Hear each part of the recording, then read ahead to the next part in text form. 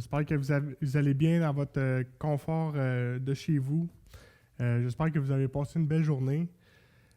Aujourd'hui, j'ai un beau message à vous partager, mais juste avant de commencer, j'aimerais faire une petite mention spéciale à nos pasteurs, parce que demain, le 10 décembre, c'est leur anniversaire de mariage. Yes! Merci Seigneur! 43 ans de mariage. Si vous pouvez juste leur envoyer un petit message, une petite note, je suis sûr que ça va leur faire plaisir. Ça serait apprécié sûrement de leur part aussi. Alors, c'était la mention spéciale pour ce soir. On va juste commencer l'enseignement dans la prière. Merci Seigneur pour cette belle journée que tu nous as donnée, Seigneur. Merci de nous avoir gardés en vie, Seigneur. Puis merci, Seigneur, pour le message que tu as mis dans mon cœur, Seigneur.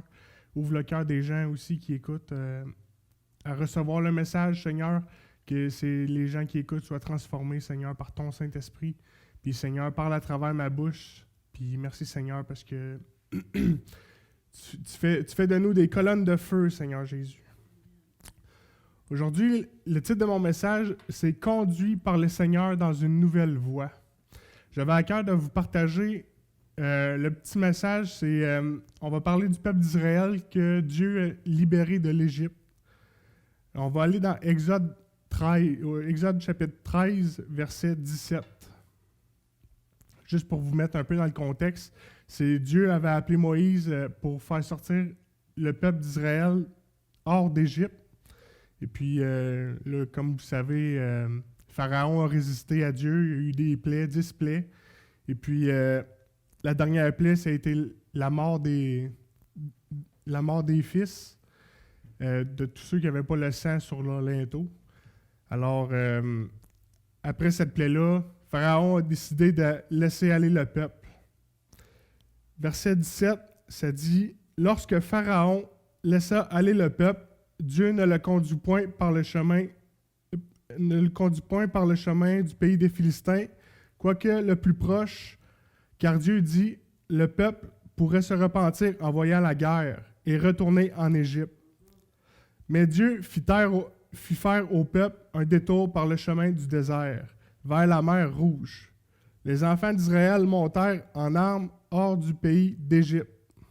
Moïse prit avec lui les os de Joseph, car Joseph avait fait jurer les fils d'Israël en disant « Dieu vous visitera et vous ferez remonter avec vous mes eaux loin d'ici. » Ils partirent de Sukkot et ils campèrent à Étam, à l'extrémité du désert. L'Éternel alla devant eux le jour dans une colonne de nuée pour les guider dans leur chemin, et la nuit dans une colonne de feu pour les éclairer, afin qu'ils marchassent jour et nuit. La colonne de nuée ne se retirait point de devant le peuple pendant le jour, ni la colonne de feu pendant la nuit. Dans ce temps-là, Dieu se manifestait dans une colonne de nuée ou de feu, mais aujourd'hui, nous, on a le Saint-Esprit qui est là, qui nous dirige par la colonne de sa parole. Premier point, Dieu a délivré de la servitude le peuple d'Israël. Juste faire un parallèle, dans le fond, avec nous, ça me faisait penser à nous, les chrétiens. Avant d'accepter Jésus dans notre vie, on était, nous aussi, dans la maison de servitude, parce que on était dominés par le péché. On était tous esclaves du péché. Fait que nous étions tous dans une certaine Égypte, comme si on pourrait dire. Dieu nous a appelés à sortir d'Égypte par son Saint-Esprit. Il nous conduit par son Saint-Esprit. Puis pourquoi que Dieu a décidé de les envoyer au désert à la place de passer par le chemin le plus proche? Parce que Dieu voulait éprouver leur foi. Il voulait faire sortir, parce que quand on va dans le désert, c'est sûr que c'est un moment qu'on ne peut pas passer à côté. Dieu, un jour ou l'autre, va nous emmener dans un désert pour qu'on puisse être transformés, pour qu'on puisse mettre de l'ordre dans nos vies, puis pour enlever l'Égypte de notre vie. Parce que les façons de faire du monde ne sont pas les façons de faire de Dieu. Avant, on marchait dans les ténèbres, mais maintenant, Dieu nous a appelés à marcher dans la lumière. Qu'est-ce qui est important aussi, c'est que l'Éternel allait devant eux pour les guider dans leur chemin. L'Éternel allait devant eux et non pas nous devant lui. Nous devons être guidés par Dieu, pas nous guider Dieu. Le jour, Dieu se manifestait dans une colonne de nuée, la nuit dans une colonne de feu pour les éclairer. Jésus, dans Jean 8,12, il dit « Je suis la lumière du monde ». C'est une image de Jésus pour nous aujourd'hui. Jésus, c'est la lumière du monde, donc on n'est plus dans les ténèbres. On va continuer chapitre 14, verset 1. Il y a beaucoup de lectures ce soir, mais vous allez comprendre, ça va être glorieux. L'Éternel, parlant à Moïse, il dit « Parle aux enfants d'Israël qu'ils se détournent et qu'ils campent devant Pi-Hahiroth et entre Migdol et la mer, vis-à-vis de Baal. » En tout cas, il y a des noms bizarres. « C'est en face de ce lieu que vous camperez, près de la mer. Pharaon dira des enfants d'Israël, ils sont égarés dans le pays, le désert les enferme. » Juste avant de continuer, dans le verset 13, ça dit que les enfants d'Israël montèrent en armes. Ça veut dire qu'il n'y avait pas les mains vides.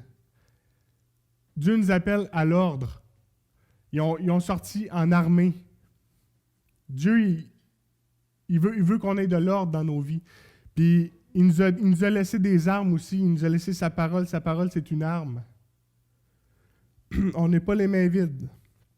On va continuer. On était rendu au verset 4 du chapitre 14. « J'endurcirai le cœur de Pharaon et il les poursuivra. Mais Pharaon et toute son armée serviront à faire éclater ma gloire et les Égyptiens sauront que je suis l'Éternel. » Et les enfants d'Israël firent ainsi. On annonça au roi d'Égypte que le peuple avait pris la fuite. Alors le cœur de Pharaon et celui de ses serviteurs furent changés à l'égard du peuple. Ils dirent, « Qu'avons-nous fait en laissant aller Israël, dont nous n'aurons plus les services? » Et Pharaon attela son char et il prit son peuple avec lui. Il prit 600 chars d'élite et tous les chars de l'Égypte. Il y avait sur tous des combattants. L'Éternel endurcit le cœur de Pharaon, roi d'Égypte. Et Pharaon poursuivit les enfants d'Israël. Les enfants d'Israël étaient sortis la main levée. Les Égyptiens les poursuivirent et tous les chevaux, les chars de Pharaon, ses cavaliers et son armée les atteignirent près de la mer vers Pi-Hahiroth vis-à-vis de Baal-Tséphon. On va s'arrêter là. C'est sûr que quand nous sommes conduits par le Seigneur, comme qu'on a vu, Pharaon, il trouvait ça absurde que Dieu les avait dirigés vers le désert où il n'y avait rien, puis il était coincé par la mer. Il ne pouvait pas traverser. Mais quand on est conduit par le Seigneur, ça paraît insensé aux yeux du monde, parce que Dieu confond l'intelligence des sages. Fait que c'est sûr que les gens vont se poser des questions, pourquoi qu'on fait ça? Mais Dieu, il a un plan. C'est comme Jésus que, quand il a été rempli de l'Esprit, il était conduit dans le désert, puis il fut tenté par le diable. Fait que c'est sûr que vous allez être poursuivis par l'ennemi. Si quelqu'un veut vivre pieusement, il sera persécuté. On a échappé au royaume des ténèbres, nous serons donc poursuivis par l'adversaire. On va continuer. Verset 10. Pharaon approchait. Les enfants d'Israël levèrent les yeux, et voici les Égyptiens étaient en marche derrière eux. Les enfants d'Israël eurent une grande frayeur et crièrent à l'Éternel.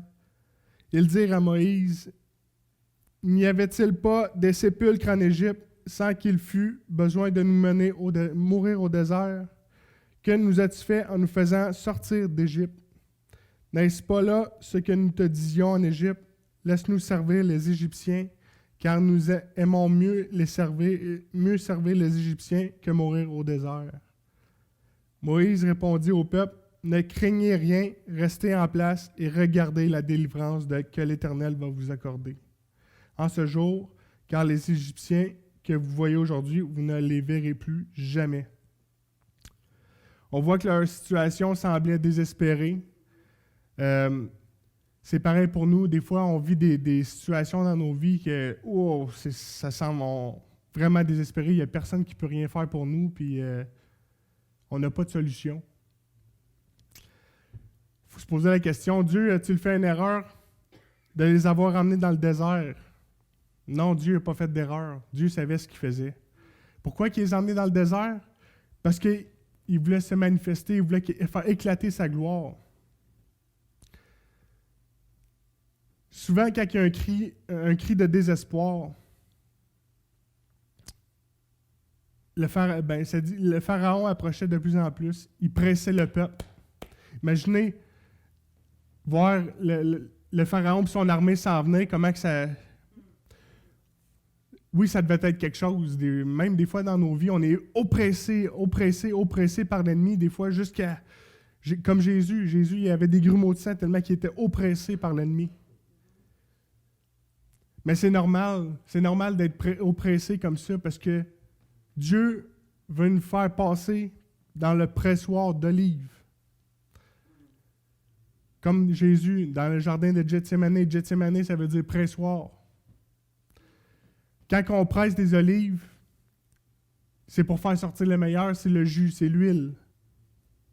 Mais c'est ce que Dieu veut faire. Il veut faire sortir l'huile de nous. C'est ça qu'il veut faire. Des fois, ça ne fait pas du bien. Des fois, ça fait mal. Mais Dieu sait ce qu'il fait.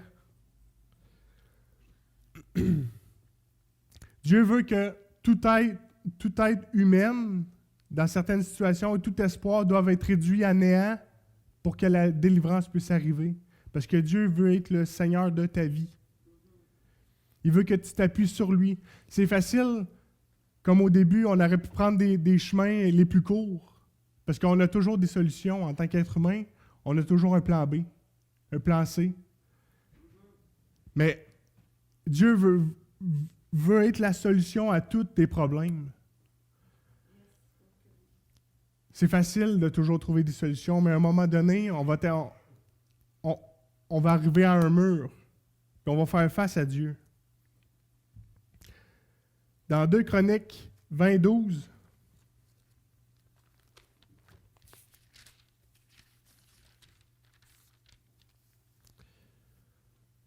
ça dit « Ô notre Dieu, n'exerceras-tu pas tes jugements sur eux, car nous sommes sans force devant cette multitude nombreuse qui s'avance contre nous, et nous ne savons que faire, mais nos yeux sont sur toi. » C'est ce que Dieu veut. Il veut qu'on ait les yeux sur lui. Dans n'importe quelle situation, même si tu es oppressé, est-ce que tu vas garder les yeux sur lui? Qu'est-ce que tu vas faire? Comment tu vas réagir? C'est ça que Dieu veut savoir de toi.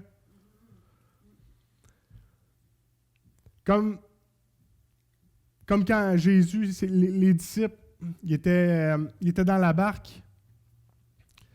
Il y a eu la tempête qui s'est levée. Les disciples, ils étaient pêcheurs de métier. Ils connaissaient ça. Mais ils étaient à bout de ressources. Ils paniquaient parce qu'il y avait une grosse tempête. Mais c'est quand Jésus est arrivé que Jésus calma la tempête. Ce fut lorsque les disciples furent totalement à bout de ressources dans la tempête que Jésus calma le vent.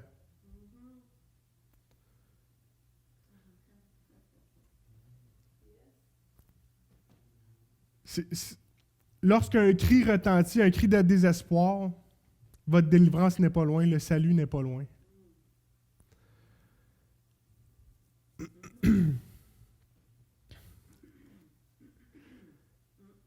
Exode 14:14. L'Éternel combattra pour vous et vous garderez le silence. Des fois, c'est dur de garder le silence. L'Éternel dit à Moïse, pourquoi ces cris? Pourquoi ces cris? Des fois, on se plaint.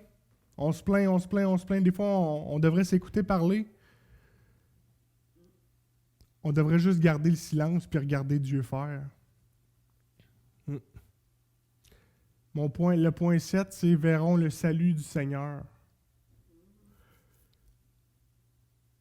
Dans cette situation-là, les Israélites, ça devait être dur de pas rien dire.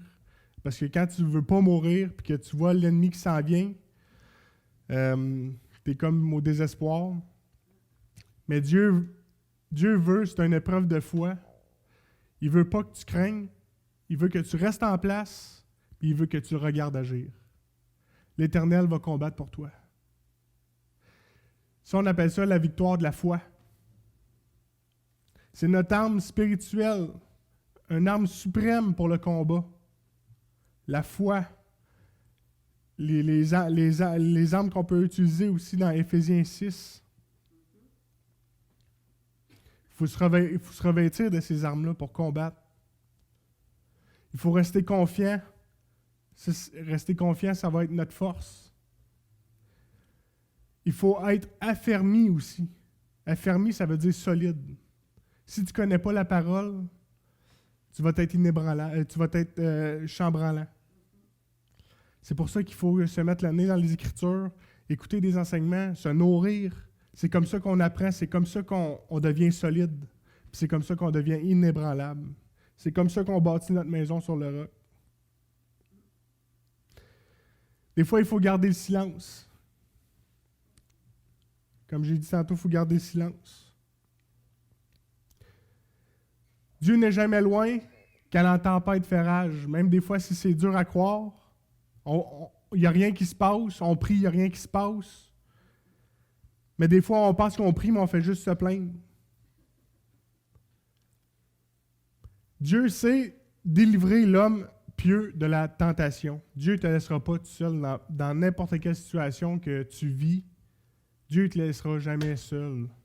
Parce qu'il est avec toi tous les jours jusqu'à la fin du monde.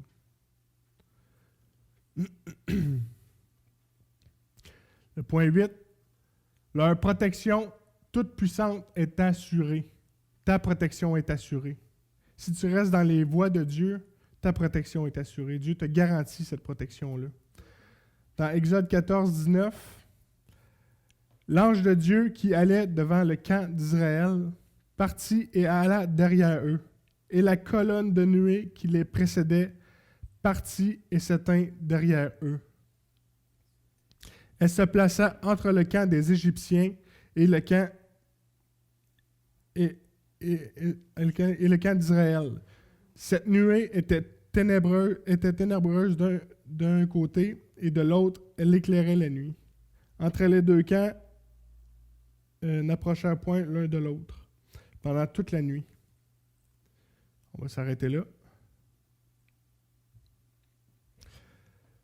On voit ici que l'ange de Dieu a séparé les deux camps pour qu'ils ne puissent pas se toucher.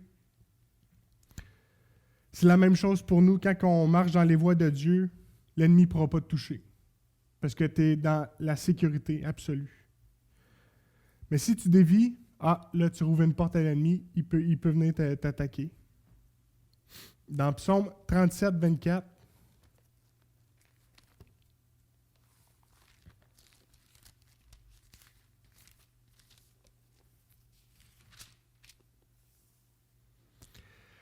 s'il tombe, il n'est pas terrassé, car l'Éternel lui prend la main.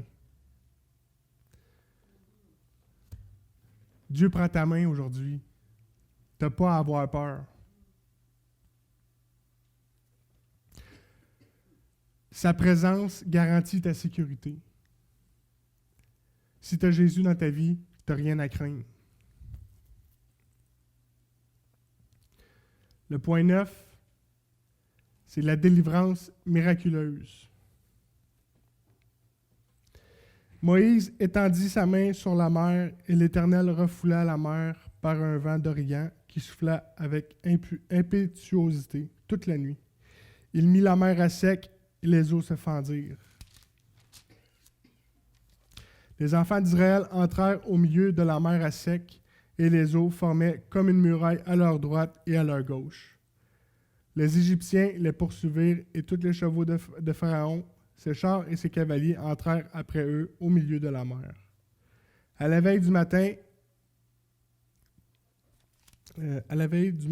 l'Éternel de la colonne de feu et de nuée, regarda le camp des Égyptiens.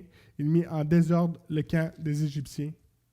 Il ôta les roues de leurs chars et en rendit la marche difficile. Les Égyptiens dirent, « Alors, fuyons devant Israël, car l'Éternel combat pour lui contre les Égyptiens. » L'Éternel dit à Moïse, « Étends ta main sur la mer, et les eaux reviendront sur les Égyptiens et leurs chars et sur leurs cavaliers. » Moïse étendit sa main sur la mer, et vers le matin, la mer reprit son impétuosité, et les Égyptiens s'enfuirent à son approche. Mais l'Éternel précipita les Égyptiens au milieu de la mer. Les eaux revinrent et couvrirent les chars, les cavaliers et toute l'armée de Pharaon, qui était entrée dans la mer après les enfants d'Israël. Il n'en échappa un seul. Il n'échappa pas un seul.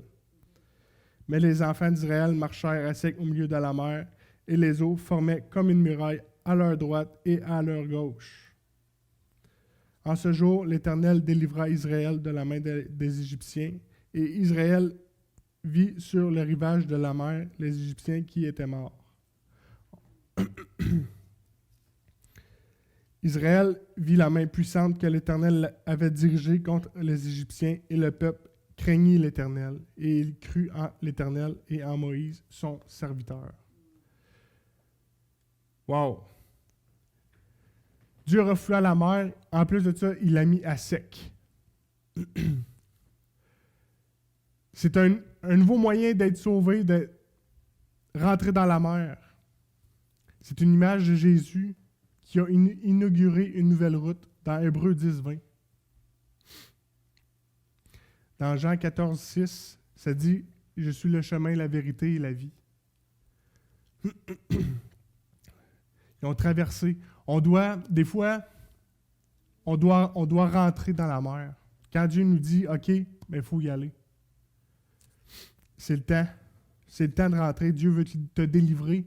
Puis il va fermer la mer sur la condamnation, sur tes ennemis, puis tu ne les verras plus jamais. Il va te délivrer complètement.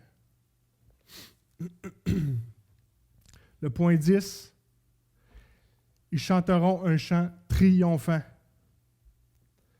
La victoire. Yes. La victoire de la délivrance. C'est sûr que quand tu es délivré, tu n'as pas le choix de glorifier Dieu, de chanter. Dans Psaume 50:15,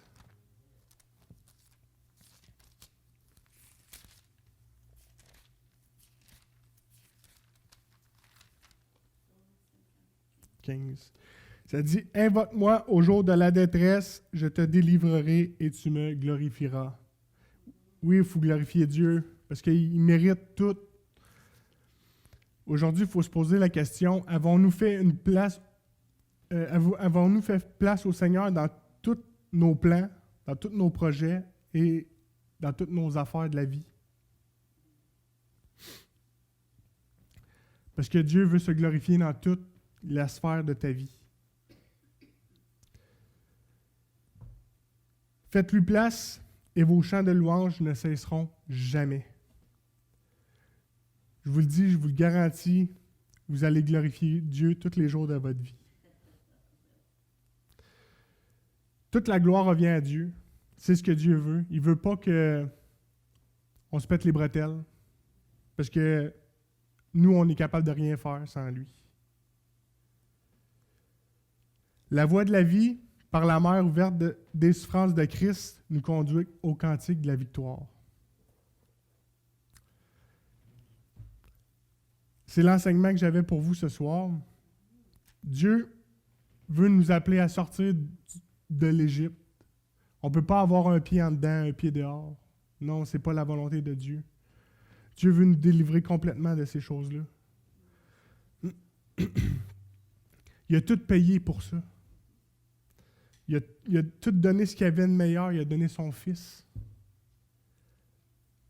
Son Fils qui a été crucifié, qui a été battu. Il a tout souffert pour nous.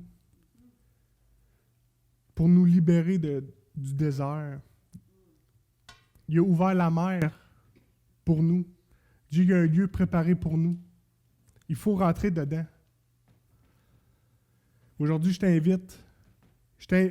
t'invite à rentrer dans la mer parce que tu vas glorifier Dieu après. Oui, des fois, c'est difficile quand Dieu il nous forme, mais c'est pour quelque chose de meilleur.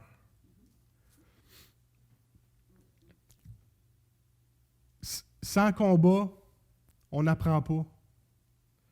On apprend à se battre, on apprend à utiliser la parole de Dieu.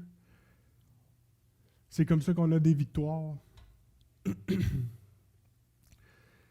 Si tu n'as pas Jésus dans ta vie, je vais juste faire une courte prière, tu as juste à répéter de tout ton cœur. C'est pas la prière qui sauve, mais c'est ton attitude de cœur qui va te sauver. Seigneur Jésus, je reconnais que tu es Dieu, que tu es mort sur la croix pour moi, pour me pardonner de tous mes péchés, de toutes mes iniquités, Seigneur. Je te demande pardon d'avoir été désobéissant à toi. Merci de me pardonner, de me laver par ton sang, Jésus. Puis, Seigneur, viens dans ma vie, change ma vie, je te donne ma vie. Merci, Seigneur, parce que je fais de toi mon Dieu et le Seigneur de ma vie. J'espère que vous avez été bénis ce soir, c'était court, mais c'est l'enseignement que j'avais sur mon cœur. Dieu t'a délivré de la servitude, tu n'es plus esclave. Et il te conduit dans une nouvelle voie. La nouvelle voie, c'est Jésus. Il faut le suivre. Soyez bénis tout le monde.